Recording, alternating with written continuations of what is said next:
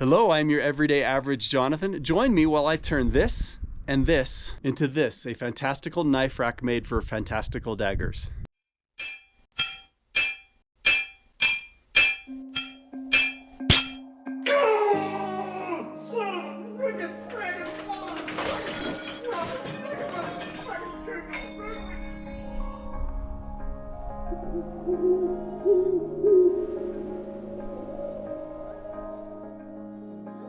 Hello, I'm your everyday average Jonathan. I'm an ordinary guy with ordinary tools making extraordinary things. I'm a self-taught craftsman. I'm an amateur blacksmith and a novice woodworker. I have no professional training. I have a basic set of tools that I've cobbled together over the years. Each week I take on a new build project. I show you my process. I show you my perspective. I don't edit out any of my mistakes. I don't edit out any of my aha moments. The goal is simply to demonstrate that anyone with a basic set of tools, a lot of curiosity, a lot of drive, a lot of mistakes, and a lot of hard-won knowledge can also begin to build items, projects that may have otherwise seemed to be out of reach or too fantastical or too difficult. The items that I make each week tend to be whimsical in nature, fantastical, echoing times of a forgotten yore, if you will. Items like weapons and armor, novelties, structures, implements and tools that I use on my ranch here in Colorado. This week, I'm going to begin to build a knife rack, but it's not going to be your standard kitchen knife rack.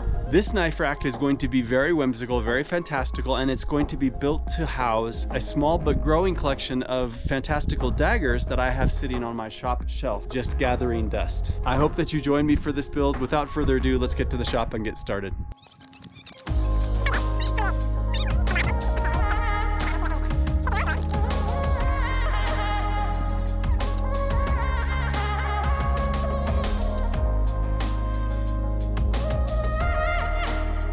I have made a lot of daggers, a lot of knives over the past several years, most of which I send to family and friends as surprise presents. They should probably know by now when they get a box from me that they need to open with care.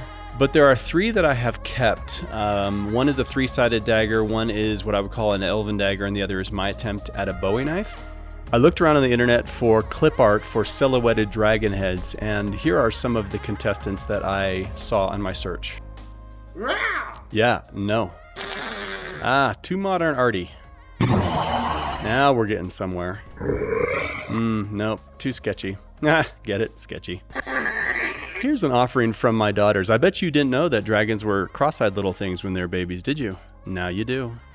Yeah, here's another offering by my daughters. The only problem is I got a cavity when I was looking at this, so now we're starting to get somewhere. I love this one. I don't think I can cut this one out, but God, do I love this one. I have used this one before, and the head that I make now hangs outside my barn in my tack shed. This is another one that I've chosen. It looks kind of horsey, but I can convert it, I think, to a non-horsey. And then lastly, I've made this one before too. I think it currently hangs outside my friend's blacksmith shop in Idaho.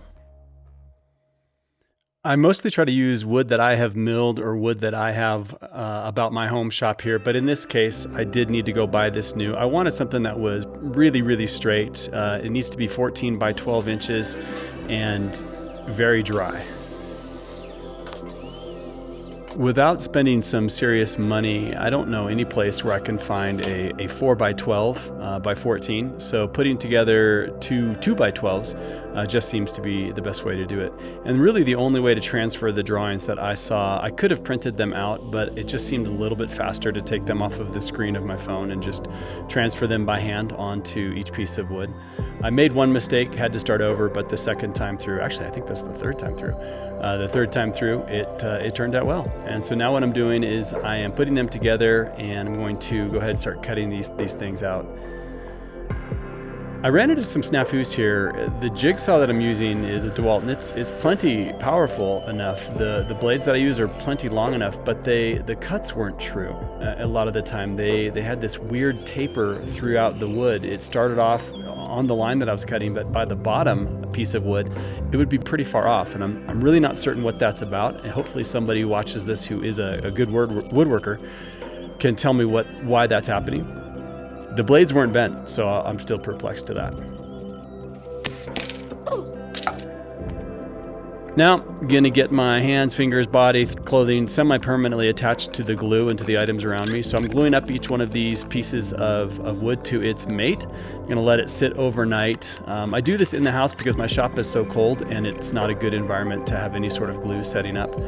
Also, when I do cutoffs like this, as you see here, there's mated pairs to what are called the cutoffs. And there's a lot of mated pairs to the cutoffs because I cut in twos.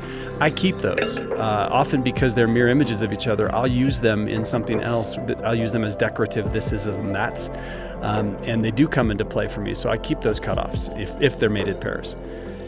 Here's my drum sander. I've said this multiple times. I don't even know why I have this thing. It doesn't really do all that much work. And then here is a electric file. It's also this essentially a sander, a very thin strip of sandpaper on a rotating shaft. It did a decent job. It was okay. Now I'm routing out the eyes. I was going to drill the eyes straight through, but I want the eyes to be black and dark. So if I drill them straight through, I can't paint anything dark inside of them. And that's what I ended up wanting to do. I'm almost always talking about staying away from common angles and common designs like 45-degree angles when you're routing or when you're cutting. On this instance, this is a 45-degree router that I was using there, and the reason for that is I'm trying to give these heads as much of a rounded dimension as I can to them, and so the 45-degree bit was just the best for that.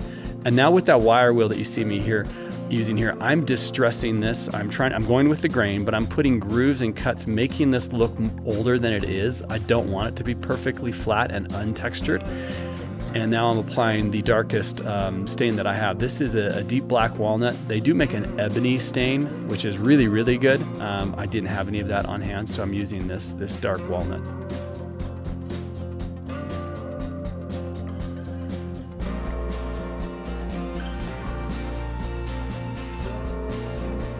I learned this a while ago that when applying stain, you don't want to leave it on. There's every now and then a time where I will leave the stain on the wood itself, but for most instances, upon wiping it off, you do get that striations, those variations in the different wood grains, and it draws it out that way. Most people probably know that, but for some reason it was kind of a new discovery for me a few years ago.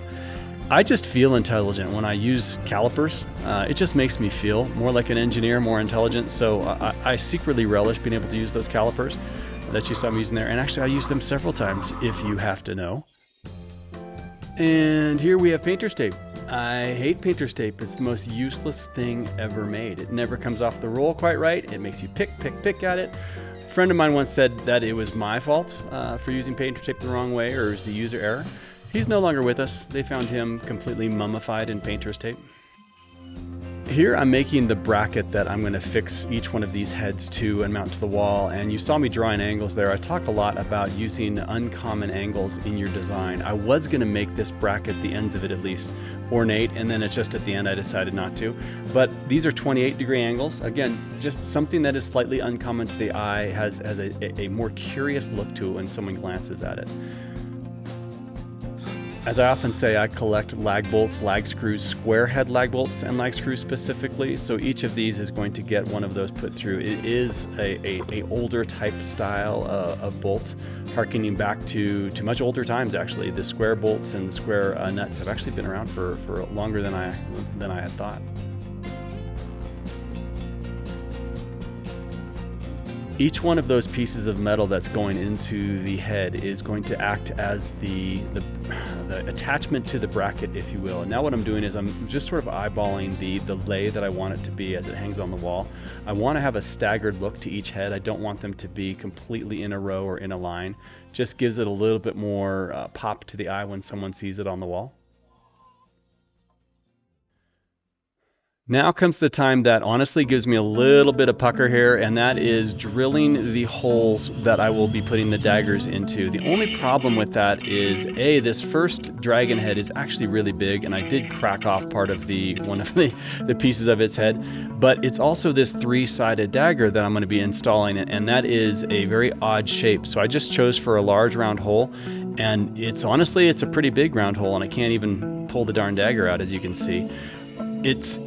The drill here bit in so tightly that I could not reverse it out. So as you see me here, I'm actually hand reversing it out and then going back in. Ultimately it worked, but I was gonna have to re-glue part of that headpiece back on there. Again, I always feel intelligent when I use calipers. I feel like an engineer, but each time, interestingly, each of the daggers that I made was exactly a quarter of an inch. So, and to be precise, it was 17/64 size drill bit, because I am that precise. No, I'm not.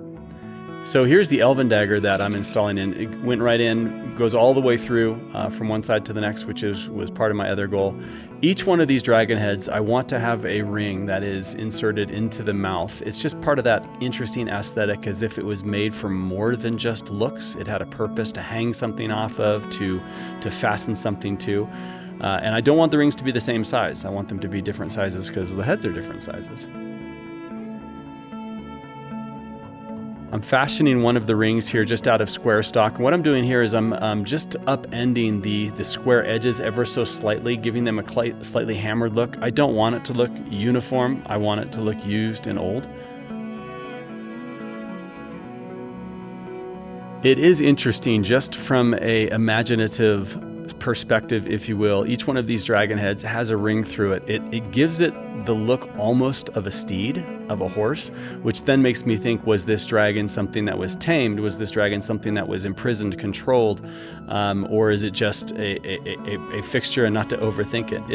It does make the mind wander, and in a good way. But I like that about the things that I make. I want it to ask questions of the people that look at it. Here I'm trying to use a clamp to sandwich that thing back in, and I really thought it was a good idea. Did not work at all. And in the tried and true everyday Jonathan fashion, lining this up by eyeball, making it a complete guesstimation by eyeball. And then the cool thing about tack welding is you put on one tack, one bead, and you can make micro adjustments. So if you're close, you can come back and make micro adjustments. Came back the next day here. We are snowing well outside. Took a look at it. Decided that I wanted to fix up some of the welds. As I often say, my welds are dreadful. I'm good at getting metal to stick together, but the welds don't look very good. So I come back in with a grinder, clean them up, hit them with some more spray paint, and Bob's your uncle. And here they are, mounted above my bench that's next to the front door with the daggers inserted. They aren't as staggered as I wanted them to be. The bottom two dragon heads look like they're almost in line with each other, whereas the top one sits up higher, as you can see there. But all in all, it's a good look. It fits really well with the aesthetic of the rest of my house, I must say. I don't think they're going to remain in this spot. I think I'm going to bring them back to the shop, actually, but it's fun to look at them in their native environment, if you will. Well, thank you for joining me for that build. I'm glad that I finally got that done, and now I have a home for the daggers that I am keeping, as well as a future home for those daggers that I'll end up making later on. Okay, a few things that I learned from that build. First thing that I learned is this. When using drill bits to make any sort of hole gradually increasing in size, the key is that word gradual. I started with a small drill bit and then jumped pretty quickly to a decently hefty drill bit and then to a really large drill bit.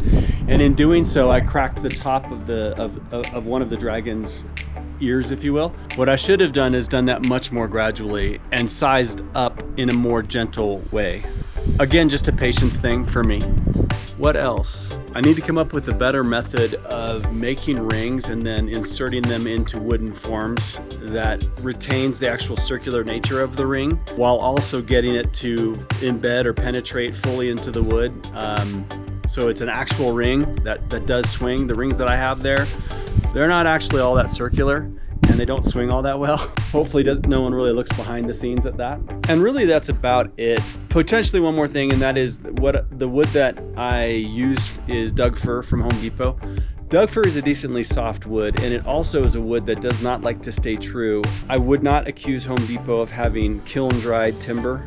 They tend not to. It tends to still have a high moisture content. So maybe being a little bit more selective with the type of wood that I use and making sure that it's dry. I already have seen a little bit of warping actually on one of those dragon heads, which is really interesting. Other than that, I'm really glad to have made this. It's going to go back to my shop and sit on my shop wall. And there you have it. Thank you for joining me this week for that build. Next week, I will begin to build something that honestly, I have a little bit of reservation over. You'll just have to come and see what it is because I'm really not going to mention it right now. And I'm not trying to sound too mysterious. I think you'll understand why when you see the build next week. Until then, God bless and have a great weekend.